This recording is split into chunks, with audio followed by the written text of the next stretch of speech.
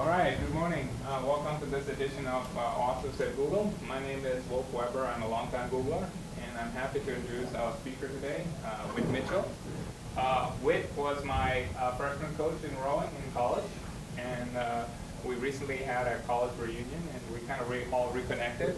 And Whit was inspired, by this time he had become an executive coach, and he was inspired by some of the professional paths that we had in our lives, and we all kind of reconnected on that.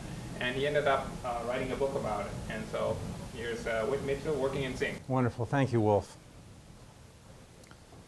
So my executive coaching career started on June 16th, 1962, when I was 8 years old, on the banks of the Thames River in New London, Connecticut.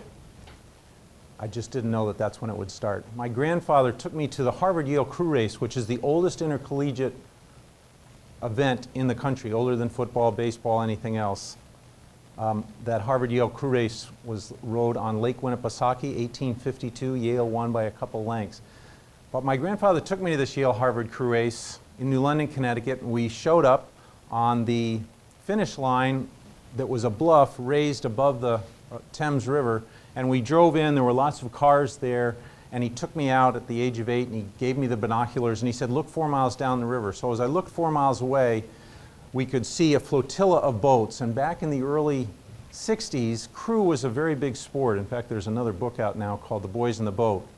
And it was thousands and thousands of spectators used to show up for crew races. And this was the case on that day. 4 miles downstream, he showed me you could see a crimson and a blue boat, oarsmen in the boat, getting ready, lined up for a 4-mile row. And what he told me was these boats would take about 20 to 25 minutes to get upstream. And sure enough, at 6 o'clock, the gun went off, and there was a train with bleachers in it that was loaded with spectators, and the train would follow the race all the way up. And as they followed the race up, the announcer on the train would call the race. So I had never seen this sport before. But it sounded, he made it exciting. So Harvard's ahead by a seat, Yale's ahead by a seat through the first mile, through the second mile, through the third mile. And they came into view, and I could see the water splashing, and I could see the backs arching, and I could see how much energy and power was being exhibited by these guys. And at the last couple of strokes, Yale pulled ahead and won by a second, which is about that much. What happened next changed my life, and it's probably why I'm standing here. My grandfather said, "Watch closely," and he gave me the binoculars. And what they did was they pulled these two boats together. The oars are 12 feet long, so to pull two boats together takes a bit of jimmying. But they pulled the boats together, and the Harvard guys took their shirts off, and they reached across to the Yale counterpart, who won, shook his hand, gave them the shirt, and then they separated, and the Harvard guys rowed back bare-chested, and the Yale guys rowed back with their Harvard award. The humility, the courage, the teamwork, the work ethic that went into racing 4 miles upstream and losing by this much made an impression on me at the age of 8. And I said, "Boy, is that all you have to do to win a free t-shirt?" That was sort of my mentality at the age of 8. But what impressed me was the sportsmanship and how they rowed against these guys and pulled this together. I went back to that race 4 or 5 years later, and then went on to high school, a small school in Connecticut that had 150 boys, and 100 of us went out for crew. The rest went out for baseball and tennis. We won every race for 4 years, so I was really interested in this sport and became passionate about wanting to do more of it. I went to the University of New Hampshire, and I'm lying in bed the first night, and I saw in the school newspaper, it said, "Crew Club meeting, 7 o'clock at the Memorial Student Union building." It was 7 o'clock. I hopped in my car, and I got there. 60 or 70 people in the room as a club sport, and the fellow standing up in front started describing what was going to happen. Come down to the boathouse, and here's what it is. They were all new people. None of them had rowed before. So I had had enough of rowing, and I walked up to him at the end of the event, and I said, "You know, I'd be happy to help out." He said, "Great, show up tomorrow." So I showed up the next day, and people had recruited another 10 or 12 people. There were probably 60 or 70 people there, college students. So I walked up to him, and I said, "Remember me? I was there last night." And he said, "Oh yeah, we got together after you left. We've got a job for you." I said, "Great, what is it?" He said, "You're going to be the head coach." And I was a freshman. And I argued with him for 5 or 10 minutes, and then I relented, and I said, "Great, we'll give it a go." So 70 people, and I went out every day in the launch and coached 60 or 70 people until we had some people graduate, and they helped me out.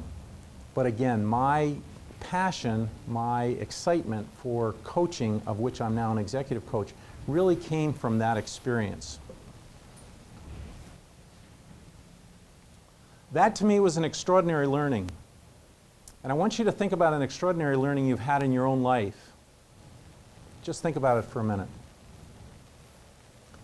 Was it something that you read?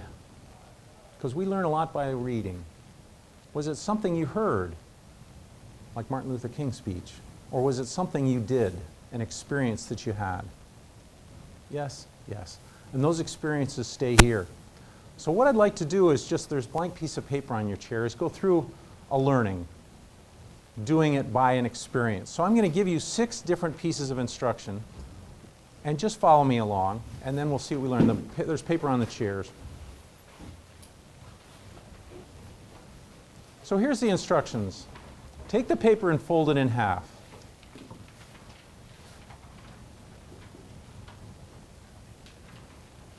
Tear off the upper right-hand corner.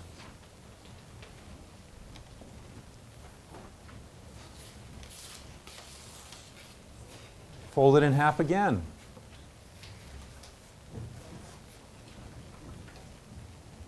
And tear off the lower left-hand corner.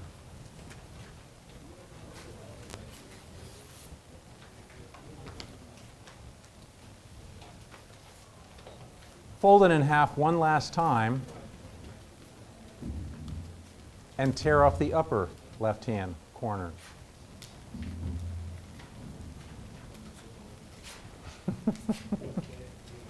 Once you've completed all 6 pieces of instruction, just unfold it and hold it up above your head and look around and look at the people.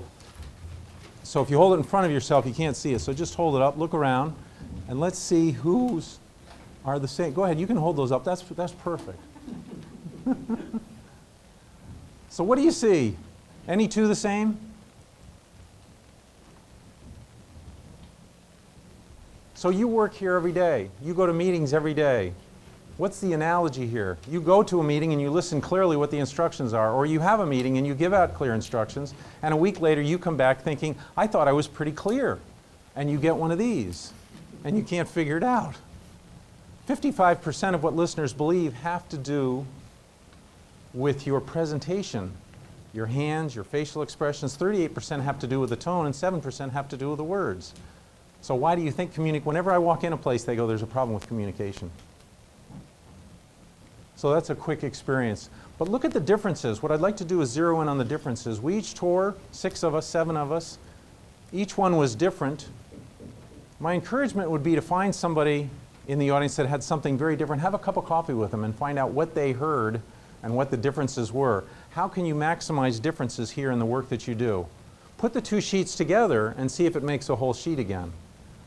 But what could we do here at Google to maximize our differences? Walking across to a different department, research and development, going to sales, working with other people, getting people out and finding out what could I learn from you to make me a better employee here?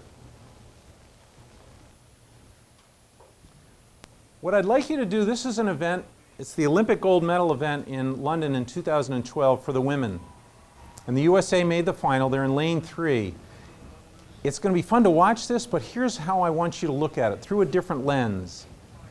I want you to come up with 1 or 2 key characteristics of why this team is so extraordinary. So as I said, you can see USA in lane 3. It's the finals. It's London. We're not going to watch the whole race. I've cut it up a little bit. But key in not just on enjoying the race, but what makes them so good, so extraordinary at a world-class level. So in rowing, for those of you that don't know, when you start with very short strokes to get the boat moving. There's a ton of weight that you have to get moving. Each guy's about 200 pounds, 8 plus the coxswain. And once you get it going, you lengthen the strokes out and sort of settle in, because it's about a 6-minute race. So you've got to save some energy, but you can already see there's a couple of boats out ahead. And yet these are the best in the world. They all look like they're doing the same thing, but there's one, and you can think about Google. Why are you the best in the world? What is it if you did 5% better could you get faster at? So there's 2,000 meters. This is the first 500 meters. You can see that USA up top is ahead already. Canada close behind, Netherlands close behind. But again, it's fun to watch, but focus in on what do you think they did in far as recruiting, development, and getting them to be the best. You can't get much better than that.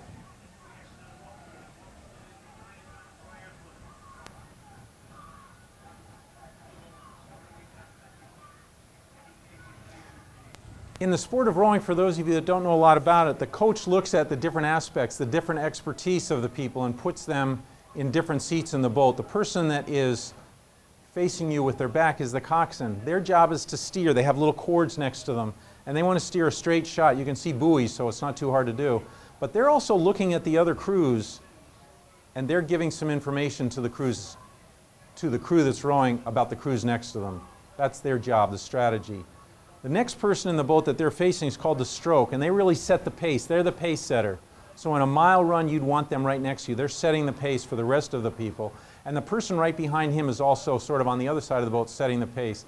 The people in the middle of the boat, the fellow that introduced me before Wolf, he was right in the middle. I wanted the big, strong guys right in the middle of the boat, called the engine room. Just pull hard. Technically, I wasn't as interested in, but pull hard. And here they have 1,500 meters, so they're 500 meters to go before they finish. I'll let you watch the finish. Key in on some attributes or characteristics that make extraordinary teams. Canada is not going to let us get away with this. So as you get close to the finish, they're going to raise the stroke level up. Just like you get close to the last quarter mile in a mile run, you're going to pick it up. So they're putting everything they've got into it, and yet they're still rowing exceptionally well, and they're extremely tired right now. Their heart rates are close to 200 beats a minute. And the Canadians are right here in the white. And we have good competition with the Canadian women in soccer and hockey and in rowing as well. And these women are big. They're 6 feet, 6'2", 180, 185.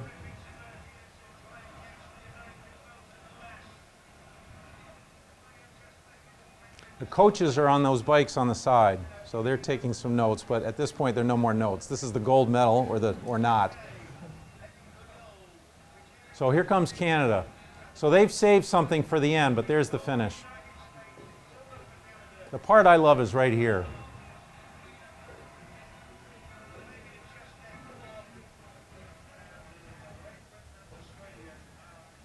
So there it is. That's how tired they are, and yet they rode so beautifully. So I'd like you to think about one or two characteristics of extraordinary teams. What comes to mind as you think about that race? This is the part of the group participation part of the talk. What comes to mind when you think of extraordinary teams? What did that coach do to make them so good? Focus. So focus on what? Their focus was a gold medal from the time they started a year earlier. So focus and agreed upon goals. Same in business? Yeah, we want to know where we're headed. We want to know what the focus is. Where are we headed in this department? What's the goal? What's the vision? What's the mission? Are we headed in that direction? What else? They kept their composure, so when Canada was kind of inching up on everything, So think about that in leadership. When stress starts to come up, when the market starts to change, when things are not as we planned, like where are they coming from? When you've worked for leaders, how do they handle that stress? What do they do well? What could they do better? What else? Yeah. So they're rowing in sync, working in sync, so to speak. Yeah, rowing in unison. So they know what the other one's doing, and they know they can't just stop. Well, I've had enough of this. I think I'll just stop. I mean, you get an oar in the back. So you don't do that very often. I came up with 3 words thinking about it that all end in ing. ing. There's the gold medal. The gold medal is the highest form of accountability, and you hear that word a lot in work. We need to hold them accountable. I'd like to change the mindset and say, what are you doing to hold yourself accountable? But here are the 3 words I use: connecting, knowing, and winning. Connecting has to do with building deeper relationships. Who do you know that you work with that you need to connect at a different level or a deeper level with? And if you did, work would get better, work would get more, we'd put more out. Knowing is knowing about me. And some of you aren't old enough to remember this, but Ed Koch, who was the mayor of New York, he used to walk through the streets of New York as he was campaigning, and he'd say, how am I doing? How many leaders do you know that walk around and say, how am I doing? I want to know. And then we're able to give them safe, constructive feedback to get better. That may be happening here. I don't know. But getting to know self is extremely important. And the last is winning. So they went for a gold medal. They spent a year training for that, and they've got it around their neck. Winning has to do with developing key results that reflect superior performance in your work. It's not just the job description, other duties as assigned. But do you have 3 to 5 key results that you're zeroed in on, focused on, to get the gold medal? So let's go into that a little deeper. Connecting. My background at the University of New Hampshire was exercise physiology. And each year I'd go to the American College of Sports Medicine meeting, annual meeting. This year it was in Indianapolis, Indiana, the year that I'm referring to a story. So I walked in a little late, and it was, they started with a dinner at 7 o'clock at night. The first night you get there, everybody arrives, you go to dinner, it's a big awards dinner. And I walked in, and all the tables were full, except for the one nearest the door. There were 2 empty seats, so I jumped on one of those seats. They brought the salad. They had the water. Talking to the guy next to me, there's an empty seat. We're about halfway through the salads, and the door opens. And I can see the light coming in. And I look around, and there's a guy standing there that looks homeless. Big beard, big hat, scruffy clothes, boots sort of dirty, scruffy pants, and I'm thinking to myself, this guy's got life figured out. He's homeless. He knows if he shows up here every night at 7:10 when the dinners start getting served and there's an empty seat, he can go sit down. So I'm thinking, he's going to sit next to me. So sure enough, in the door he comes, the door closes, and he's headed right for our table, and he sits down right next to me. And I do one of these and start talking to the guy next to me. I couldn't do it for much longer, so after 5 minutes, I turned to him and I said, "Hi, my name is Whit. What's your name?" He said, "My name's Joe." Sure. "Joe, what are you doing here?" He said, "I'm the keynote speaker tomorrow." So I started talking to Joe. Turns out that Joe was the keynote speaker the next day. His name is Joe Reddington. Joe Reddington is the founder of the Iditarod sled dog race. He started it. And he was there to speak about the exercise physiology of training sled dogs. And we sat there for 3 hours. He had a card he gave me. You go like this, and it was 3-dimensional. You'd see the dogs run in the cart. I mean, it was fascinating. He was from Alaska. He'd just flown in. He just landed from Alaska. He didn't need to get dressed up. He was the keynote. He was fascinating. The next day, 90 minutes, he talked about how he trained dogs on treadmills. This was back in the 80s. Fascinating guy. However, the point of the story is, who's the Joe Reddington in your life? We all have them. Who am I not talking to that I should talk to, that I should connect with, that I should find out more about? So connecting. I'm going to do a little activity. You can just raise your hands. Again, I like to have experiential things because we just decided that that's good to learn. If you've done this, just raise your hand. We can look around, learn something about you. You haven't done this yet. Wait. Here we go. Have you done that? So have you ever ridden an elephant? Whereabouts? So I'd want to know more about that. In India. Have you ever eaten 2 pints of Ben & Jerry's in one sitting? We live about an hour south of Ben & Jerry's, so a lot of people in Hanover would raise their hands. Visited all 7 continents. Anybody done that? 6? 6? 6? Yeah. Again, so you're a traveler. Yeah. So again, connecting. How can we connect with each other and learn something new about each other? So afterwards, I'd want to find out where he went. What was Asia like? What was Africa like? What was South America like? Can speak 4 or more languages. Yeah, what are the 4? Good for you. Yeah. So I'd want to know more. Connecting. We work with people every day. We don't know these things. How about this? No? I've come close. Hasn't quite gone in. How about driven a car over 100 miles an hour? Yeah, Wolf. Yeah. What kind of car was that? Every car I've ever owned. Yeah, there. Written a book. How many want to write a book? So Wolf raised his hand. There's just 6, 7 people. He raised his hand. He's done it. I've done it. Talk to me. What's that like? Man, it was great. My English teacher would not have said, "Whit, go write a book." He just wouldn't have said that. But when I gave my idea about these guys that I'd coached in 1983 and how we can transfer sports analogies to business success, these guys are successful. My publisher said, "Whit, just write from your heart.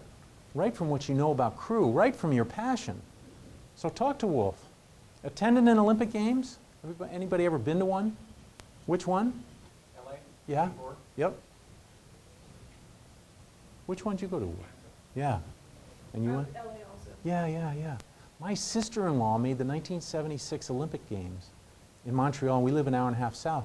I sat next to her parents as she marched into opening ceremony. I still get chills talking about it. She marched into opening ceremonies, and here's her father in tears. It was unbelievable. I have not competed, but I have been to one. Knowing, what do we know about ourselves, and what don't we know? What are some of the blind spots in both directions? What are we doing really well at work here that we don't know that we're doing it really well? I talk to the people around you and they say, no, she runs meetings really well. She's organized the agenda, she's on time, we end on time. It's great.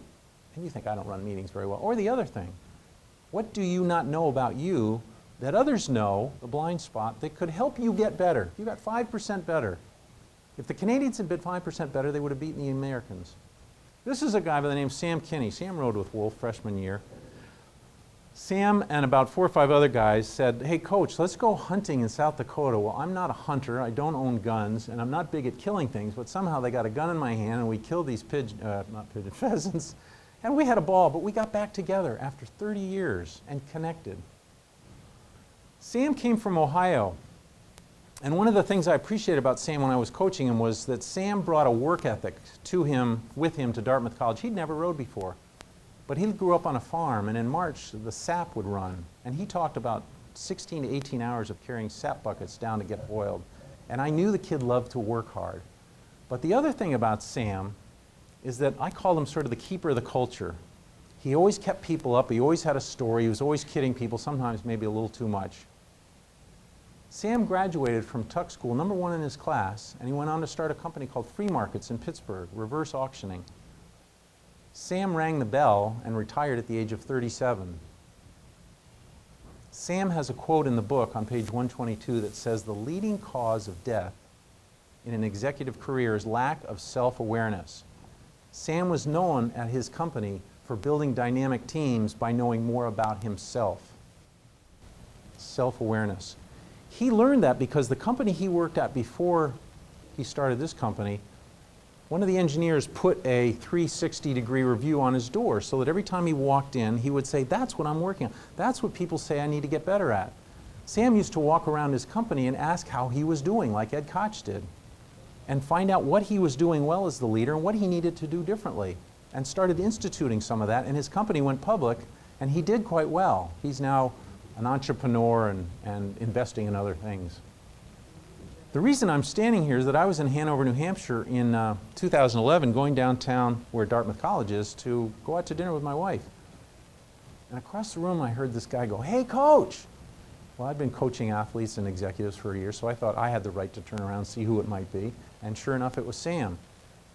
And we all got together that night, 11 out of the 18 guys that rode for me back in 1983, and they told me story after story after story about what they were doing, successful, like my good friend Wolf. And they made analogies. They were nice enough to me to say, you know what, I learned a little bit about business through my time in that boat. I was rowing 20 miles when it was sleeting and raining and cold and my hands bled. I had one of the guys say he made it through residency because he remembered how hard it was in crew. The residency couldn't have been that hard. So knowing more about yourself. For the last 25 or so years, I've been working with top-level executives, and I ask them to, it's very simple. I say, pick one behavior that you think, if you got better at, it might make a difference in the bottom line of your organization. A behavior making a difference in the bottom line. So this guy picked listening. He said, I got to be a better listener. And I told him, because of the statistics I know, listen with your eyes, because you're not doing really well with your ears, so at least watch the body language. And he had me call a number of people and ask how he was at listening. And I called his wife. He said, call my wife. I said, I'm not going to call your wife. He said, no, I want you to call my wife. So I called her. She said, he comes home, Kevin comes home every night for dinner, and he asks me, how was your day? His wife would start in on her day, and he'd interrupt about halfway through, and he'd take 45 minutes and tell her about his day. She said, he's a horrendous listener. I asked his people who worked with him. They said, when I walk into his office, he's on his computer. He's on his cell phone. He's not listening to a thing I say. So 9 months of work with him, and I'll show you the system I used, about listening. He's now given 6 keynote addresses across the country in listening. We groomed him for the CEO job. He just got that in December to run his small insurance company that was just bought by Nationwide. And he's about to write a book for executives on listening. So if we could take a behavior and turn it into ROI, we can do that. So let me just practice in here. who's got a behavior that if you got a little better at, it might make a difference in your world and the world of the people that work with you? So who'd like to volunteer? It's a quick little minute exercise, but it'll give you an example. One behavioral change that if I ask the people that work with you, they might say, she or he could do this a little better. Anybody want to quickly volunteer for this? Great, thank you. Pick a behavior. Is writing? So a behavior is not writing. What's a behavior? Yes. Speak up more. Speak up. So I want to speak up more. So I'm going to ask you a series of questions. It'll take about a minute. They're going to be the same question over, so be patient with me. But I want to show you how it impacts the bottom line. So if you spoke up more in meetings and with people one-on-one, and you just did it here, in a word or two, what's the benefit to the organization? So knowledge starts to increase. What's the benefit if they get more knowledge from you in you speaking up? What's the benefit to Google? So if we have better ideas at Google, what's the benefit? Better for customers. And if we have better for customers, what's the benefit to Google? Better bottom line. And if we have this is the one where people get stumbled. They get to that and they think that's it. If there's a better bottom line at Google, what is the benefit to them? And what's the benefit of that? So if revenue solves all problems, what's the benefit? Keep it with me. We're almost done. Okay, so employees are happy. If that all happens, and you made that happen because you spoke up more, what's the benefit to you? So fulfillment and happiness. So think about that for a minute. You take one behavior with a top leader, and they do that, that's what happens. So I work with leaders for 9 months, and that's the goal I'm trying to get to. Winning, the third one. Winning's about that gold medal around the neck. So winning has to do with thinking about developing for yourself 3 to 5 key results. 3 to 5 key results. We could measure these results that would reflect superior performance in your job. 3 to 5 key results that would reflect superior performance in your job. And write those down and have those somewhere. And here's a practical tip that's easy to do, and watch what happens. Every morning when you come to work, before you start answering emails and phone calls and everything else, write down 3 high-value activities that would help you get 1, 2, or 3 of those results. Now, what's a high-value activity? It might mean I've got to give my boss a call and sit down for 15 minutes and talk about X. That would be a high-value activity. I'm going to be thinking about something. I don't know if that's high value unless you put it into action. Could going for a run at noon be a high-value activity? Boy, for me it is. I always put that down because that's where my ideas come up. That's where I've got things going. I wish I had a tape recorder. I get back to the office after a run and I'm just writing stuff down. So try that for 3 months, not for a week, not for 21 days. Every morning write down 3 high-value activities that lead to one of those 3 to 5 key results. My coaching is called Inner Circle Coaching. I had the great fortune of working with Marshall Goldsmith at the Tuck School for 9 years. Marshall's one of the premier coaches in the world. He coaches Michael Dell. He coaches the CEO of United Airlines, Boeing. So he's big time. He wrote a book called What Got You Here Won't Get You There. Wonderful book. 20 things leaders should stop doing. But here's the model that he shared with me, and I've just sort of played with it. So if I'm working with one of the leaders here, one of you at Google, you are in the middle. And we're going to work for 9 months on a behavior, like listening, like I did with Kevin. And I'm going to say to you, what I want you to do is I want you to pick 3 to 5 influencers that influence your decision making, that challenge you, that make you better at what you do, and you'll be able to give them open and honest feedback. So pick 3 to 5 people that are willing to do that, because I'm going to meet with each one of them.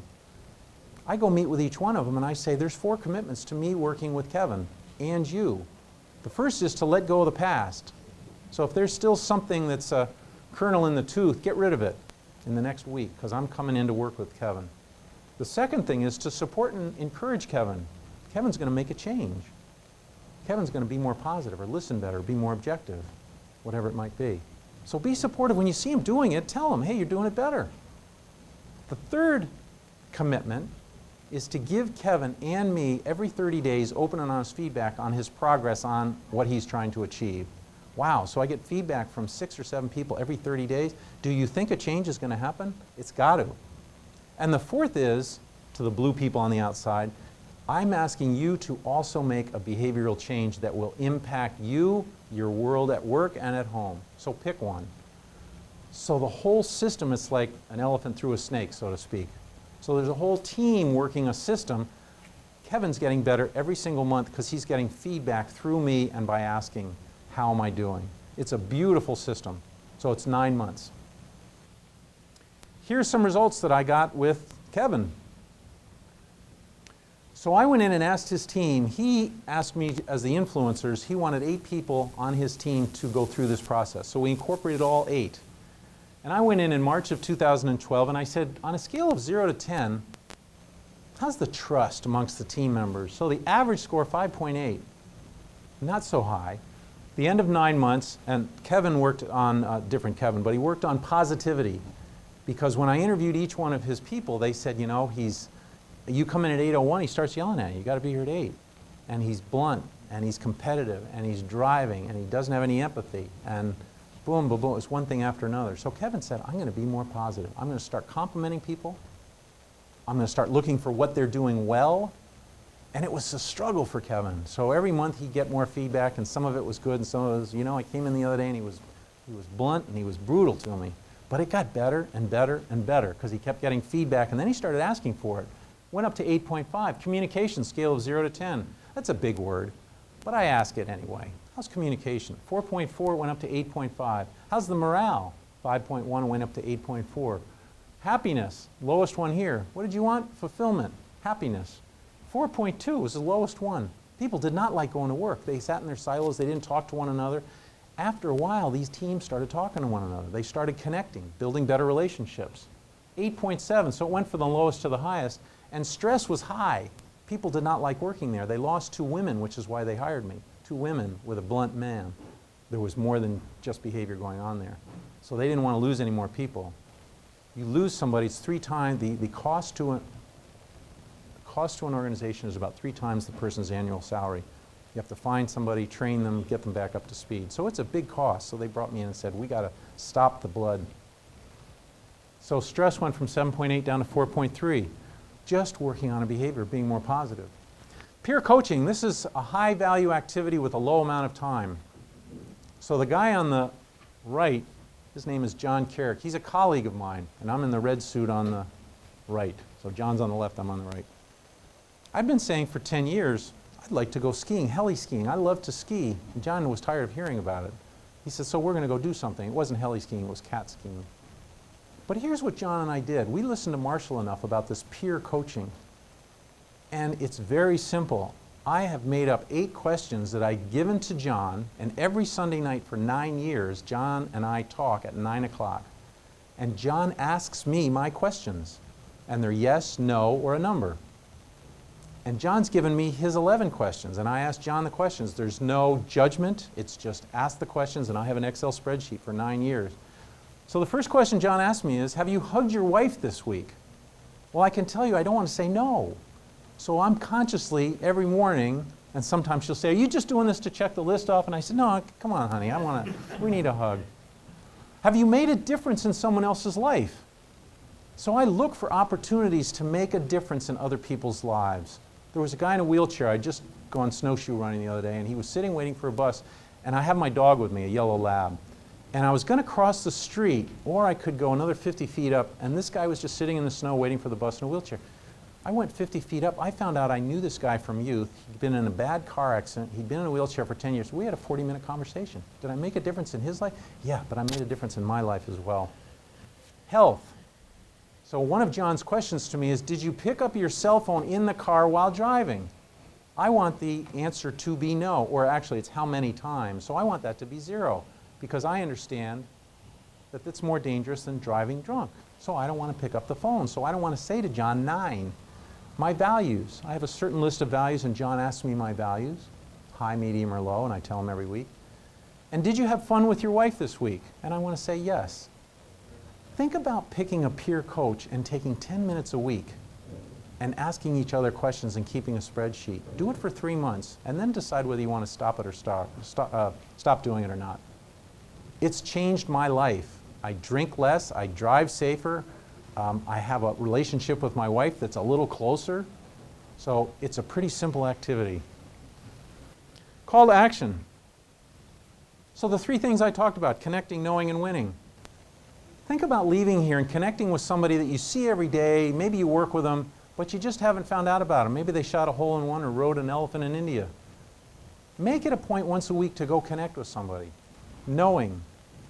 Maybe get on monkey survey or whatever it's called, or just ask some people you work with, hey, what's one thing that I do that really helps you do your job well? And what's one thing I could do better?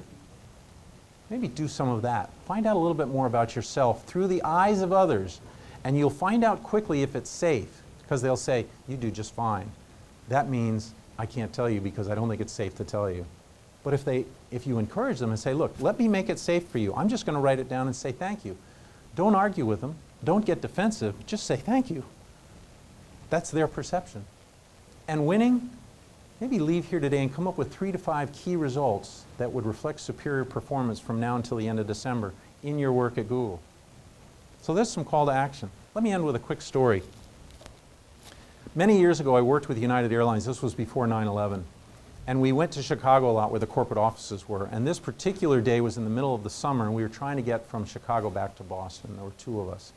We show up at the airport, and it's thunderstorm season in Boston and Chicago. They had flights leaving at 2 o'clock, 3 o'clock, and 4 o'clock. We were on the 3 o'clock. We get there, and the 2 o'clock flight's still there. They haven't boarded yet. And immediately, you know what that's like at the airport. So you're thinking, oh my goodness. So the whole room was filled with people. And we started to work our way up because they got on the microphone and they said, we're going to send one of the 3 flights. We know when we can get it out of here, because the 4 o'clock people started showing up. And we'll get into Boston. And we'll have to rebook everyone else. So we've been working with United. We thought maybe we had an in. Again, let's remember connecting, knowing, and winning. So as we're standing in line, we're getting close to the front where the woman that makes the reservations and rebooks. And there's a guy in the net line next to me who you can tell he's itchy, he's irritated, he's sort of, looking at his watch, and he's sort of mumbling to himself, and you could just tell he was upset about something. We got to the front, and my buddy Robin started talking to the woman, connecting. He said, do you know such and such a person? Oh yeah, I used to work with him. He's the CFO in Chicago. She said, I was the person that ordered that red convertible. Oh, Robin said, yeah, I rode in that this weekend. Connection, knowing, it was sincere. So she starts going like this. Next to me, I hear this guy start blasting the woman about, I'm going to get on that flight, I'm getting to Boston. He said, don't you know who I am? And she said, sir, just a second, please. And she went over and she tapped on the microphone. And she said, excuse me, could I have everybody's attention? There were 300 people in the lobby waiting to get on a flight, irritated. And she said to the man, can you raise your hand, please? So he raises his hand, sort of not knowing what's going on.